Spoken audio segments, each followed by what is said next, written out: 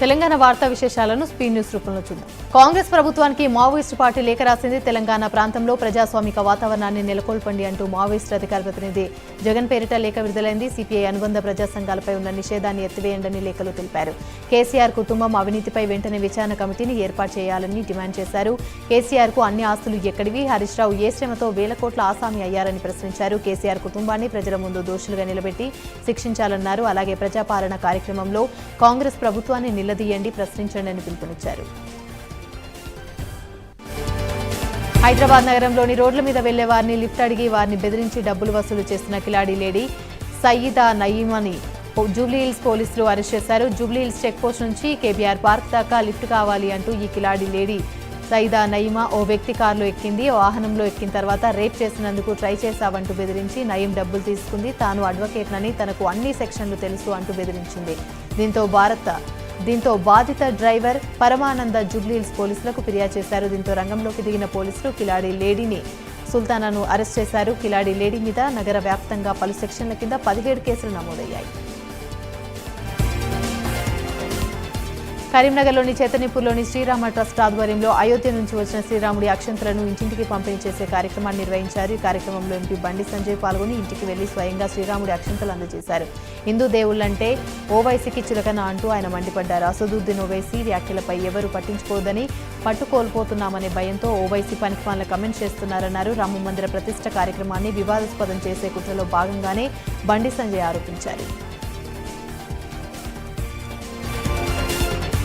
Sangareddy Tellapur municipal పరిధిలోని green mark developer venture నిర్మాణం పునాది తవ్వుతుండగా రాయి అడ్డొచ్చింది. ఆ రాయిని పగలగొట్టేందుకు అనుమతి లేకుండా వినియోగిస్తున్న 41 జిలటిన్ స్టిక్స్, 7 డిటోనేటర్లను ఎస్ఓటీ పోలీసులు పట్టుకున్నారు. పేలుడు పదార్థాలు, 3 కంప్రెషర్లు, వాహనాలను, ఎలక్ట్రిక్ కేబుల్, 5 మొబైల్ ఫోన్లను స్వాధీనం చేసుకుని కొల్లూరు పోలీసులకు అప్పగించారు.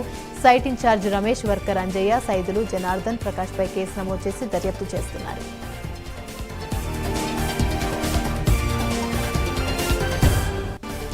అయోధ్య నుండి వచ్చిన అక్షంతలను సాక్షాత్తు శ్రీరాముడే మా ఇంటికి వచ్చినట్లుగా భావించాలని నిర్మల్ పట్టణంలో రామాలయ అర్చకుడు రమణాచార్యులు సూచించారు. హిందువులంతా ఎప్పుడెప్పుడా అని ఎదురుచూసిన అయోధ్య రామాలయ నిర్మాణం పూర్తయిన సందర్భంగా జనవరి 22న శ్రీరాముని విగ్రహ ప్రతిష్ఠ జరుగుతుందన్నారు. ఈ నేపథ్యంలో దేశవ్యాప్తంగా వివిధ ఆధ్యాత్మిక కార్యక్రమాలు జరుగుతున్నాయన్నారు. శ్రీరామ జన్మభూమి న్యాస్ ట్రస్ట్ ద్వారా వారు దేశవ్యాప్తంగా అక్షంతల వితరణ చేపట్టారు. నిర్మల్ పట్టణంలోని వాల్మీకి నగర్ రామాలయానికి చేరిన అక్షంతలను భక్తులకు వితరణ చేశారు.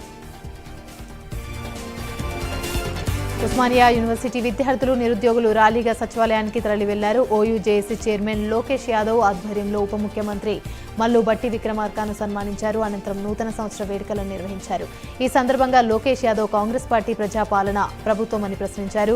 తెలంగాణ రాష్ట్రంలో బీఆర్ఎస్ పార్టీ చేసిన అన్యాయాలను ఎండగడుతూ మల్లు భట్టి విక్రమార్క 1360 కిలోమీటర్ల పాదయాత్ర చేసి ప్రజల్లో చైతన్యం తెచ్చారని గుర్తు చేశారు. కాంగ్రెస్ పార్టీ అధికారంలోకి రావడానికి భట్టి విక్రమార్క ముఖ్య పాత్ర పోషించారని, అందుకే ఆయనకు సన్మానం చేశామన్నారు.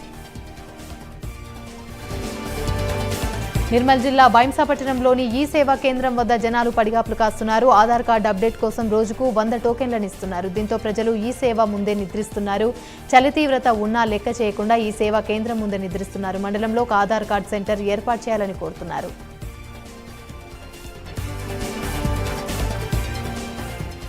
గవర్నర్ కోటాలోని ఎమ్మెల్సీల నియామకం కోసం కేబినెట్ తీర్మానం చేసిన సిఫార్సును గవర్నర్ రిజెక్ట్ చేయడంపై దాసోజు శ్రవణ్, కుర్రా సత్యనారాయణ ఫైర్ అయ్యారు. దీంతో డిసెంబర్ 7వ తేదీన హైకోర్టులో పిటిషన్ వేశారు. వారు వేసిన పిటిషన్ స్వీకరించిన హైకోర్టు ఈ నెల 5వ తేదీన విచారణకు రావాలని కోరింది.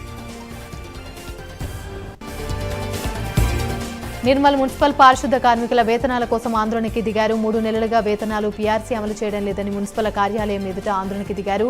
వేతనాలు రాక ఇబ్బందులు పడుతున్నామని, కుటుంబ పోషణ భారంగా మారిందని ఆవేదన వ్యక్తం చేశారు. వేతనాలు రాకపోవడంతో అప్పులు చేసి కుటుంబాన్ని పోషించుకుంటున్నామని తెలిపారు. ప్రభుత్వాలుగా మారినా తమ తలరాతలు మారడం లేదని ఫైర్ అయ్యారు.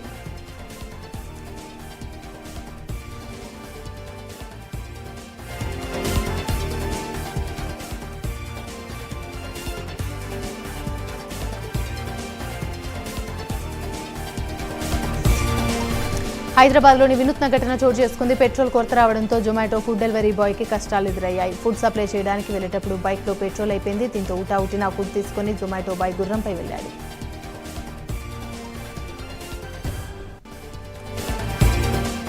మేడ్చల్ జిల్లా ఫిర్జాదిగూడలోని శ్రీకర హాస్పిటల్లో దారుణం జరిగింది. బీబీనగర్కి చెందిన వెంకటేష్ బైక్ మీద నుంచి కింద పడిపోవడంతో చేయి ఎముక విరిగింది.